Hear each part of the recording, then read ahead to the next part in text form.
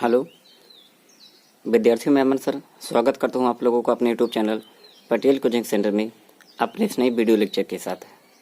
देखिए विद्यार्थियों, आज मैं आप लोगों को जो ऑल इंडिया एग्जाम में नंबर सिस्टम का टॉपिक चल रहा है, ठीक है, उसका मैं आप लोगों को 5वां वीडियो लेक्चर देने जा रहा हूँ। इसके पहले आपको 4 एपिसोड यानी 4 वीडियो लेक्चर आपको दिए जा चुके हैं, ठीक है। तो उसी का आगे का 5वां वीडियो लेक्चर है, यानी 5वां एपिसोड है।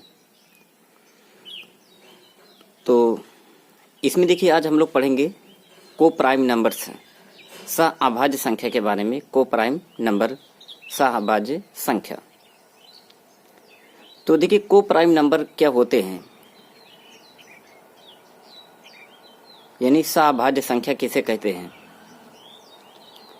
तो इसमें कहेंगे परिभाषा, जिन दो संख्याओं का HCF यानी महत्तम समापवर्तक 1 हो, वो दोनों संख्याएं सहअभाज्य कहलाती हैं। जिन दो संख्याओं का HCF जिसे कहते हैं हाईएस्ट कॉमन फैक्टर, जिन दो संख्याओं का HCF यानी महत्तम समापवर्तक 1 हो, वो दोनों संख्याएं सहअभाज्य कहलाती हैं। जैसे देखिए आपका लिखा है 4,5। यहाँ 4,5 में आप देखिए 4 और 5 का HCF अगर निकालेंगे तो नहीं आएगा, 5 और 7 का HCF निकालेंगे तो नहीं आएगा। देखिए HCF, ठीक है, तो क्या होता है, किस प्रकार से निकाला जाता है, LCM क्या होता है, ठीक है। तो ये इसका जो आपका टॉपिक जब हम चालू करेंगे, ठीक है, तो वहाँ पर इसको पूरा डिटेल में आपको पढ़ाएंगे, ठीक है। तो अभी आप इतना जान लीजिए HCF यानी हाईएस्ट कॉमन फैक्टर, महत्तम समापवर्तक है। यदि पता हो तो अच्छी बात है, नहीं तो हम इसको हम आगे पढ़ाएंगे आप लोगों को। तो जिन दो संख्याओं का HCF यानी महत्तम समापवर्तक, ठीक है, 1 हो, वो दोनों संख्याएं सहअभाज्य कहलाती हैं, ठीक है। मतलब कि अगर दोनों का हाईएस्ट कॉमन फैक्टर देखा जाएगा तो हमेशा 1 ही आता है। तो जैसे 4 और 5, 4,5 हो गया, 5,7 हो गया, 4,9 हो गया, ठीक है, 12,13 हो गया और 1,5 हो गया आदि। तो यहाँ पर देखिए नोट पॉइंट है आपका, सहअभाज्य संख्याओं का अभाज्य होना आवश्यक नहीं है, ठीक है। सहअभाज्य संख्याओं का अभाज्य होना आवश्यक नहीं है। ऐसा नहीं कि अगर आप सहअभाज्य आप बोल रहे हैं तो यहाँ पर मतलब जो दोनों नंबर आपके होंगे वो दोनों आप क्या होंगे, अभाज्य होंगे, तो कोई आवश्यक इसका कंडीशन नहीं होता है। तो ये लिखा गया सहअभाज्य संख्याओं का अभाज्य होना आवश्यक नहीं होता है, ठीक है, इसे याद रखिएगा। सहअभाज्य संख्याओं का अभाज्य होना आवश्यक नहीं होता है। और अगला पॉइंट देखिए कहा गया, सहअभाज्य संख्याओं को असहभाज्य भी कहा जाता है। तो दूसरा नाम इसको आप याद रखिएगा, जैसे सहअभाज्य संख्या या असहभाज्य संख्या। तो दूसरा नाम ज्यादातर लोगों को पता नहीं होता है, ठीक है, तो इसको आप याद रखिएगा। देखिए यही चीजें आपको कहते हैं कि आप पढ़े होंगे, हो सकता है आप ऐसा नहीं कि आप ये सब, ठीक है, परिभाषा नहीं जानते होंगे, पढ़े नहीं होंगे, लेकिन हमने आपसे पहले भी कहा था, ठीक है, पूरी यूट्यूब पर, ठीक है, मतलब जितना भी आपका कहने का आप कहीं से भी पढ़े होंगे, ठीक है, कोई भी आपका जो मैथ का टॉपिक चलेगा, ठीक है, तो उसमें हमारी तरफ से कुछ ना कुछ आपको एक्स्ट्रा जानकारी आपको अवश्य मिलेगी, ठीक है, एक्स्ट्रा आपको जरूर मिलेगा, इसमें दो राय नहीं है, ठीक है। तो इसमें कमेंट करके बताइए कितने लोगों को इसका दूसरा नाम भी आपको पता था, ठीक है, अगर पता था तो अच्छी बात है। तो सहअभाज्य संख्याओं को असहभाज्य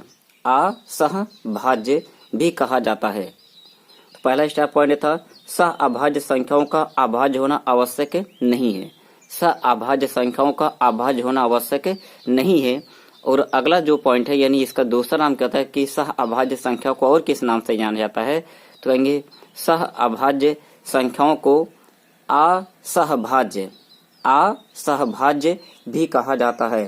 असहभाज्य भी कहा जाता है। तो ये दूसरा नाम इसका आप याद रखिएगा, बहुत ही महत्वपूर्ण आपका है। तो को प्राइम नंबर्स की परिभाषा, और देखिए अब दूसरा नाम आपको क्लियर हुआ, एग्जाम्पल आपका क्लियर हुआ, ठीक है। अब इसके बाद देखिए आइए इसकी दूसरी परिभाषा हम लोग पढ़ेंगे, ठीक है। इसका और परिभाषा क्या बन सकता है,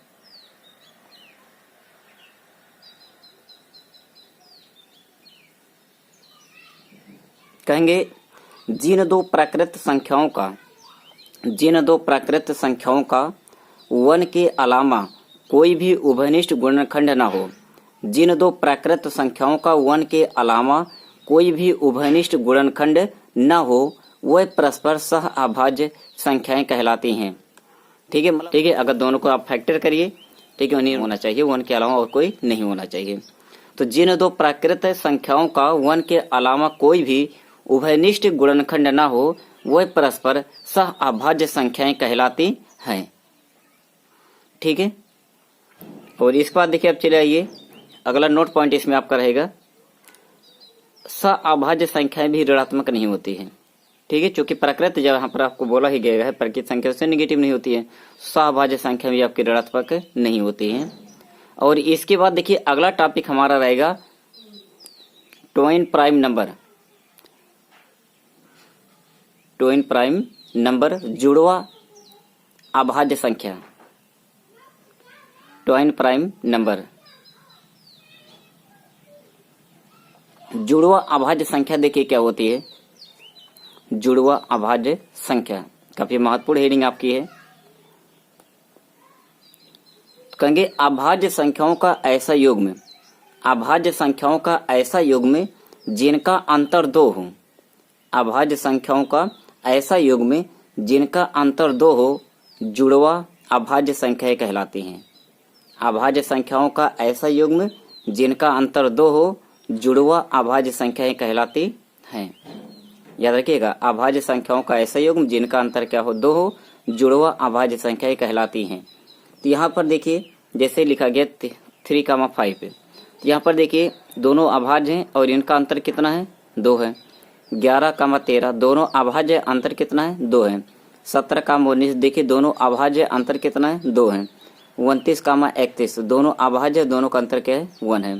तो ये जैसे 3,5 जुड़वा अभाज्य संख्या है, 11,13 जुड़वा अभाज्य संख्या है, 17,19 जुड़वा अभाज्य संख्या है, 29,31 जुड़वा अभाज्य संख्या। मतलब दोनों संख्याएं आपकी जो संख्याओं का युग्म होना चाहिए दोनों अभाज्य होने चाहिए और उनका अंतर भी क्या होना चाहिए 2 होना चाहिए।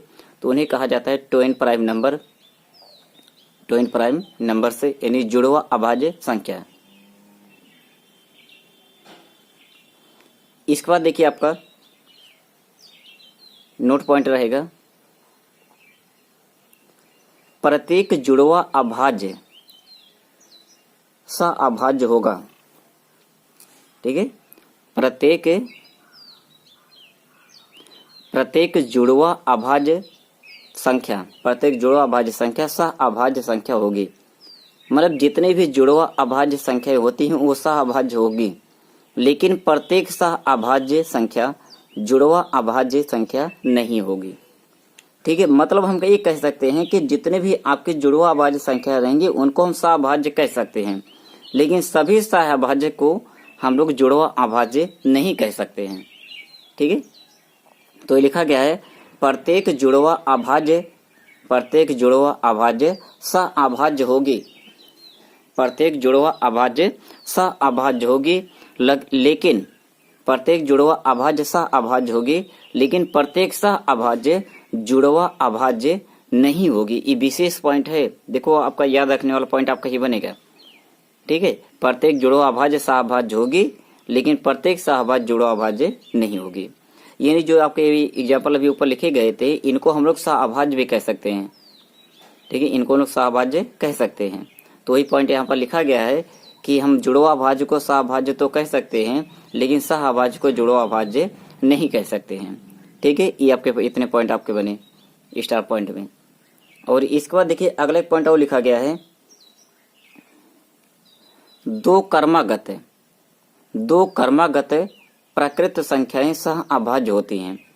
ठीक है, दो कर्मागत प्राकृत संख्याएं, मतलब अगर हम कोई भी दो कर्मागत संख्या ले लें, ठीक है, वो दोनों सहअभाज्य हमेशा सहअभाज्य रहेंगे, बस कर्मागत होने चाहिए। तो लिखा गया है दो कर्मागत प्राकृत संख्याएं सहअभाज्य होती हैं।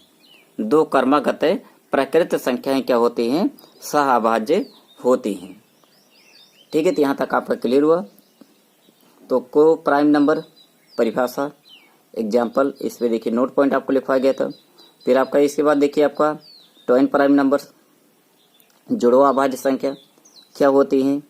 ठीक है, इसका देखिए परिभाषा आपको बताया गया, एग्जाम्पल आपको बताया गया, और फिर ये भी पॉइंट आपको बताया गया प्रत्येक जुड़वा अभाज्य सहअभाज्य होगी, लेकिन प्रत्येक सहअभाज्य जुड़वा अभाज्य नहीं होगी। फिर इसके बाद देखिए आपको बताया गया 2 क्रमागत प्रकृत संख्याएं सहअभाज्य होती हैं। 2 क्रमागत प्रकृत संख्याएं क्या होती है? सहअभाज्य होती हैं। ठीक है, इतने पॉइंट आपके यहाँ पर क्लियर हुए। इस पर देखिए एक नोट पॉइंट आपका और रहेगा इसमें जुड़वा अभाज्य से संबंधित, कि जिस प्रकार से अभी आपको बताया गया कि सहअभाज्य संख्या का दूसरा नाम क्या होता है, सहअभाज्य संख्या का दूसरा नाम क्या होता है, तो आपको बताया गया असहभाज्य, असहभाज्य होता है। उसी प्रकार से जुड़वा अभाज्य को और किस नाम से जाना जाता है? जुड़वा अभाज्य को, जुड़वा अभाज्य संख्या को और किस नाम से जाना जाता है? तो इन्हें कहा जाता है अभाज्य युग्म, अभाज्य युग्म संख्या। जुड़वा अभाज्य संख्या को अभाज्य युग्म संख्या के नाम से भी जाना जाता है। ठीक है बच्चों, आज के लिए हम इतना ही रखेंगे। देखिए वीडियो बहुत ज़्यादा बड़ा नहीं करते हैं, जिससे आपको कोई भी रहता है कि आराम से 15 से 20 मिनट, ठीक है, आपका समय तो आप निकाल ही सकते हैं, आराम से देख सकते हैं वीडियो को, कोई आप दिक्कत ना लीजिए। बस टॉपिक हम कब आपको कवर करेंगे और 15 से 10 मिनट 20 मिनट इतना समय होता है कि इसमें हम लोग आराम से देख सकते हैं, कोई दिक्कत नहीं होती। यदि आपको वीडियो अच्छा लगता है हमारा, ठीक है, तो आप वीडियो को लाइक करिए, शेयर करिए, और यदि आप हमारे चैनल पर नए हो तो चैनल को पहले सब्सक्राइब करें। तो ठीक है, हम फिर मिलेंगे अपने अगले नए वीडियो लेक्चर के साथ, नए एपिसोड के साथ। ठीक है, तब तक के लिए बाय।